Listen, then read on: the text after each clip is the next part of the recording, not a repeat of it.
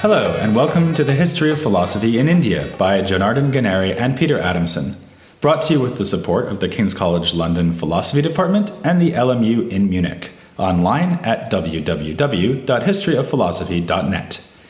Today's episode will be an interview about Patanjali's Yoga Shastra with Philipp Maas, who is assistant professor at the Department of South Asian, Tibetan, and Buddhist Studies at the University of Vienna. Hi, Philipp. Hello. Thank you for coming on the podcast. We're going to be talking about, as I just said, the Yoga Shastra, which was supposedly written by someone in Patanjali. And this is basically the founding document of yoga as a philosophical movement. And you've actually worked quite a bit on the composition of this text, not only the original sutras, so these brief remarks that stand in need of commentary, but also the so-called bhashya, or commentary that was written on the text. Can you say something about when this was written and how it was written? Yes, I can. As far as there are information regarding this, questions about authorship in pre-modern Indian philosophy are always very difficult to answer. We don't know anything about biographical details about Patanjali, and all we can say has to be reconstructed from the text itself.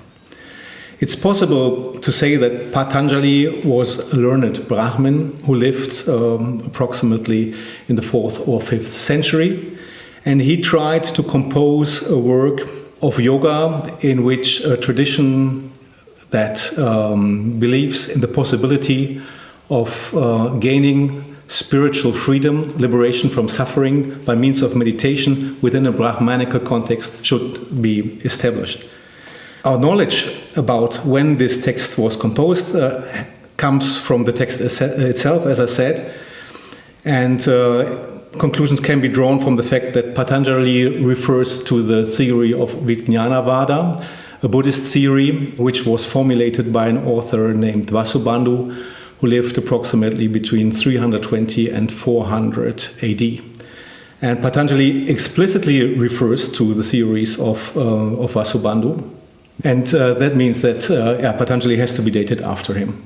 And we can see that the work that Patanjali composed was then quickly gaining prominence within the Indian intellectual world, and it was cited already in the 5th century by Bhartrhari in his own commentary on his Vakyapadiya, a work on the philosophy of grammar. That's the period of time that we can fix after Vasubandhu and before Bhartrhari. That means in the 4th or 5th century of the Common Era. Okay, that's not too bad, actually. It's a lot better than a lot of the texts that we're talking about in this series. And like I said, it consists of short remarks, which then get a commentary or bhashya. And there's a tradition that these were written by different people, the short remarks, the sutras, written by Patanjali, and the bhashya or commentary written by Vyasa, supposedly. But you question this, I guess? I question this, yes, and I think there are good reasons to question this from a number of perspectives. So the first reason to question is the work itself. There's text-immanent evidence that the Patanjali Yoga Shastra was composed as a unified whole.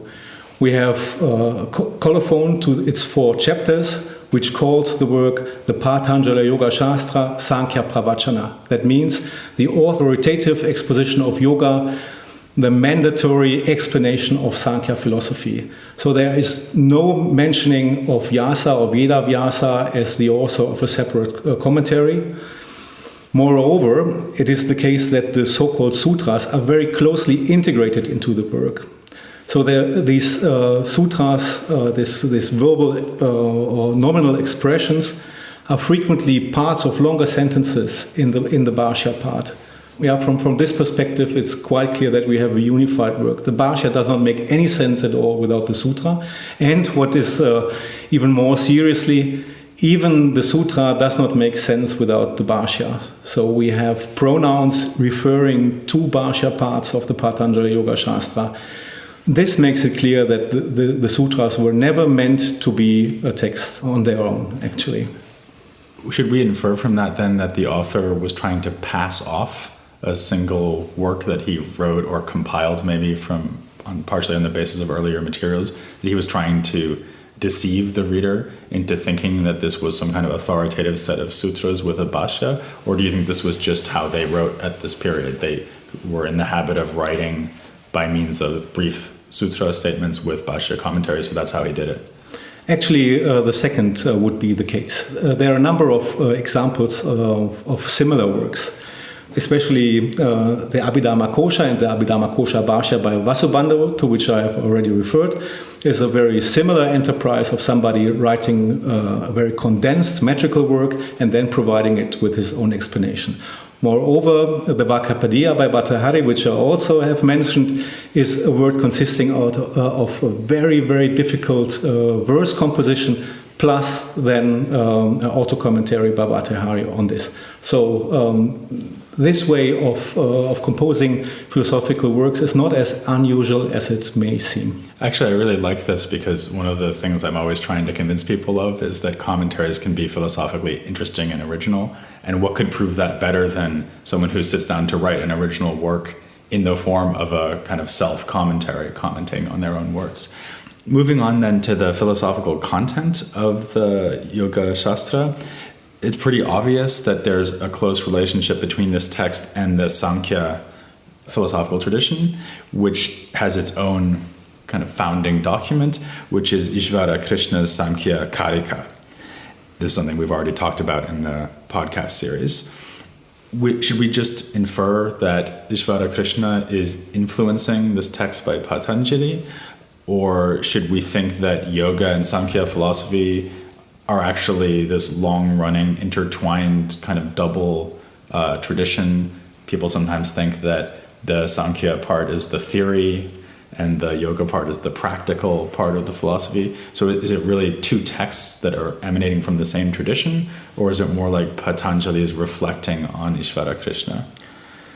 Patanjali does not show any awareness at all of the Sankhya Karikas by Ishvara Krishna. And Ishvara Krishna's Sankhya Karikas do not show any awareness of the Patanjali Yoga Shastra. So the question you are asking is very difficult to settle. The commentators on the Sankhya Karika, they see the Patanjali Yoga Shastra as one of their sources. They constantly refer to the Patanjali Yoga Shastra and see it as an authoritative work of Sankhya philosophy. The problem with Sankhya and probably also yoga texts is that much of the literature that may have existed once has been lost in the course of the transmission. So what we have are just pieces of jigsaw puzzles, and it's our difficult task to reconstruct the past from this. So there are many open questions, and the exact relationship between the Sankhya Karika and the Patanjali Yoga Shastra cannot be settled. But what is clear, and what we can see from the pre-classical literature, is that in ancient and pre-classical India and South Asia, there existed many schools, partly in rival schools of Sankhya, which shared some basic ideas about the relationship of mind and matter. Kind of ontological dualism was important for these schools. Yeah, most of these schools hardly left any traces, but two of these schools, apparently the one by Ishvara Krishna and the one by Patanjali, have been preserved to the present day, and this is what we have now. So it's more like we have two independent works that are drawing on similar ideas, and especially this kind of dualist framework. Yes, yeah, okay. Absolutely. Now, regarding that dualist framework, you just said that it's a dualism of mind versus matter, and that's what we associate with Sankhya philosophy. So we have this distinction between Purusha and Prakriti, the consciousness or mind on the one hand, and nature or matter. People translate these things in different ways. On the other hand, one thing that I guess might surprise someone coming to this yoga text, though, is that the so-called mental organ, the thing you actually are sort of using in everyday applications of cognition, isn't identified with the mind. Does he have an argument for why those two things have to be distinguished? Yes, when I was talking about the ontological dualism of pre-classical sources, it was appropriate to talk about mind and matter. When it comes to classical Sankhya, and especially to Patanjali Yoga Shastra and the Sankhya Karikas, then it is the case that the term consciousness that you used is much more appropriate. Because the idea is that the world we live in consists of two realms. The realm of matter, which is active, and which consists of the outside world as we can perceive it, but also all kinds of information that are dealt with in the mind belong to this realm of matter. And there's only a very, very tiny space left for other entities, and that's consciousness. And there's the belief that consciousness can be explained as being caused by an unchanging entity, which is called Purusha, the subject, and that remains eternally identical with itself and not in reality involved with the matter. But due to the proximity of the mental organ and consciousness, consciousness wrongly identifies itself with the realm of matter. It takes the content of consciousness, which is displayed to it, like in a mirror, as affecting itself. And this fundamental ontological error causes pain and suffering to the consciousness, and the task of the yogin is to disidentify himself with the content that is displayed to him by means of the experience in meditation of the ontological difference between mind and matter. Okay, let me see if I get this straight. Let's take an example. Let's take the listener who's listening to this interview. The listener is hearing us talk and hopefully thinking about what we're saying and understanding it. And what you're saying is that that can't be an act of pure consciousness or Purusha, because the whole point of Purusha, of this pure consciousness, is that it's unchanging. Therefore, as the listener kind of processes what I'm saying right now, hearing one word after another, or looks around them while they're listening to this or so on, that's in a way all on the matter side rather than the mind side. This is a very different way of thinking about the mind-matter distinction than the one that would be familiar in, say, contemporary philosophy of mind in the English-speaking world. Is that right? Yes. It's the case that every event of consciousness, according to yoga, has two aspects: a content aspect and a consciousness aspect.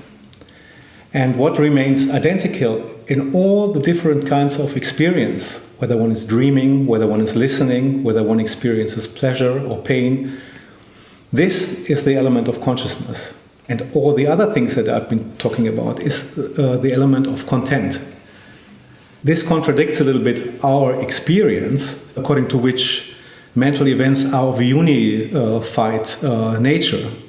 But this unified nature that we experience is indeed the fundamental ontological error that, according to yoga, has to be removed. Yeah? That's avidya, that's misconception about the world, yeah? Taking the content as consciousness. Something else it says in the Yoga Shastra, as you mentioned before, is that the yogin who's trying to make progress towards this liberation is supposed to learn to meditate, learn to control their breath, and so on. And I'm wondering why that would be necessary. I mean, what you just said sounds like a pretty straightforward philosophical claim. And if you could give me arguments that persuaded me that it was true, it seems like I could know that that was the case, and that should be enough. Why do I have to engage, if I'm a yogin, that is, why do I have to engage in all of these other practices, for example, meditation, that we associate with yoga? If what I said would make sense to you, and you would understand it, and you would be convinced of what I just said, that would make you start a spiritual career. You would maybe leave your home and your family and start to become an ascetic, a yogi, in order to make the experience in meditation of the fundamental difference between mind and matter. It's not enough just to have a rational thought about things, to understand them intellectually, but the difference between mind and matter has to be experienced in what could be called a mystical experience, an experience which is believed to change the whole attitude that you have to the world, and the whole entanglement of your Purusha, of your inner subject with the world, which would make you live for a little while in this world, but after your physical death, your eternal subject would then withdraw from the realm of matter and would stay forever in isolation, in kaivalya, in liberation. So it's not enough just to understand the philosophical content of yoga, but it's very, very important to make the experience, the direct experience of the ontological difference in deep meditation. And to provide a way into this direction, the praxis of yoga is necessary. Okay. But I still have a problem with the idea of making progress towards this path, because it seems to me like either I'm making the mistake of confusing consciousness with the content of consciousness, which is, I think, a very helpful way that you explained the problem that we've got. Either I'm making that mistake or I'm not. And I suppose I might be making it some of the time, right? Like I might maybe get distracted by seeing something and suddenly become kind of caught up with the content of my awareness rather than identifying myself with my consciousness. But does he have an account of how there could be stages along the way towards this ultimate goal, as opposed to just having a flickering in and out identification of the self with consciousness? Patanjali Yoga Shastra starts with a definition of what yoga is. And this definition in Sanskrit is yoga samadhi. That means yoga is concentration. And then the Patanjali Yoga Shastra enumerates different stages in which the mind can operate. Distracted state, a dull state, a state in which concentration is not possible at all. And then it comes to the state of one-pointedness, concentration on one point. And this is regarded as the first content of consciousness, what can be classified as yoga proper. And the final aim is then to let all content of consciousness cease, which then leads to the self-perception of the Purusha, the self-perception of consciousness as being pure consciousness. And yoga teaches a lot of different kinds of meditation that may lead to this aim. So there is a meditation which focuses on the subject itself, tries to get an ever clearer view of what the subject is, and in this way reduces all the content part of consciousness until it comes to the self-perception of the consciousness. Then there are theological meditations in which Ishvara, God, is seen as a model of a liberated self. And the yogin concentrates on Ishvara, reduces it from its mythological content, and gets ever clearer to the view that his own subject is identical with the Purusha. And in this way, the two pictures of the own subject of the yogi and the idea of Ishvara as an object of meditation, they mingle until they finally then also lead to a self-perception of consciousness. There's also a third way, a third structure of meditation, in which the things of the outside world can be chosen as an object of meditation, and then they are reduced according to the emanation scheme of Sankhya into lower and lower contents of consciousness. The material world is then reduced to the elements. The elements are then reduced to the self-perception. Then they come to a stage of pure being, and in the end they resolve into Prakriti, into primordial matter, which is beyond any specification by language. And if this takes the place, then only consciousness can shine upon itself and perceive itself. So there are different ways of meditation, different structures of meditation that can be practiced. And this takes a long time to master these, and therefore training is necessary. And all the other practical aspects like breath control, assuming postures, leading a life according to ascetic rules, they have the aim to facilitate this kind of meditation. Mm-hmm. Okay. Another worry that I think someone might have about this is that if it's really true that most of the work, in a way, is done by these meditative practices and so on, then the teaching that's offered in a text, like the one Patanjali is writing, seems like it would have to be very limited. I mean, it sounds like the yogin is achieving this very elevated, difficult to reach point of view on the world. And you even called it mystical a few minutes ago. And that makes me wonder to what extent his privileged perceptions or point of view on the world could really be communicated in a text, or for that matter, even in a teacher-student relationship. I mean, isn't he just stuck with telling us to try it out and spend 20 years meditating and see if we get there? I think ultimately the final mystical experience cannot be communicated by words. And there are the attempts to communicate this in the Patanjali Yoga Shastra itself lead to koan-like contradictory formulations. So this is definitely the case. But on the other hand, meditation needs a certain structure.